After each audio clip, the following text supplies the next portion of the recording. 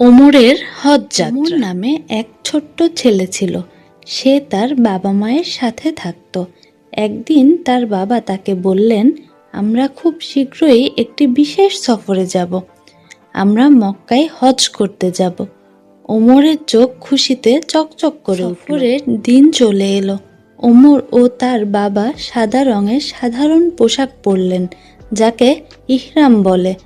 তার মা বললেন, হজের সময় সবাই একই রকম পোশাক পরে, কারণ আল্লাহর কাছে আমরা সবাই সমান। বিমানে চড়ে বসলো।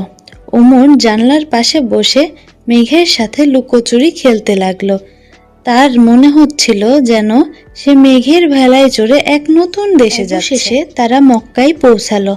সেখানে গিয়ে ওমর দেখল এক বিশাল কালো ঘর, যার নাম কাবা। লক্ষ লক্ষ মানুষ সেই ঘরের চারপাশে ঘুরছে। ওমর অবাক হয়ে তার বাবার দিকে তাকালো। বাবা বললেন, চলো আমরা তাওয়াফ করি। তারা দুজন ভিড়ের মাঝে কালো ঘরের চারপাশে 7 বার ঘুরল। ওমর তার বাবার হাত শক্ত করে ধরে রেখেছিল। তার মনে হচ্ছিল সে যেন এক বিশাল প্রার্থনার নদীতে ভেসে চলেছে। ওমর তার মায়ের সাথে সাফা ও মারওয়া নামে 2টি পাহাড়ের মধ্যে দৌড়ালো। মা তাকে গল্প শোনালো কিভাবে বিবি হাজেরা তার ছেলে ইসমাইলের জন্য পানির খোঁজে 2 পাহাড়ে ছুটেছিল। সবচেয়ে গুরুত্বপূর্ণ দিন হলো আরাফাতের ময়দানে কাটানো। ওমর দেখল বিশাল এক মাঠে সবাই একসাথে আল্লাহর কাছে প্রার্থনা করছে।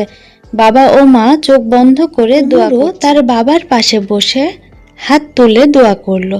সে বিশ্বের সকল মানুষের জন্য শান্তি চাইল। তার ছোট্ট মনে এক অদ্ভুত শান্তি নেমে এলো।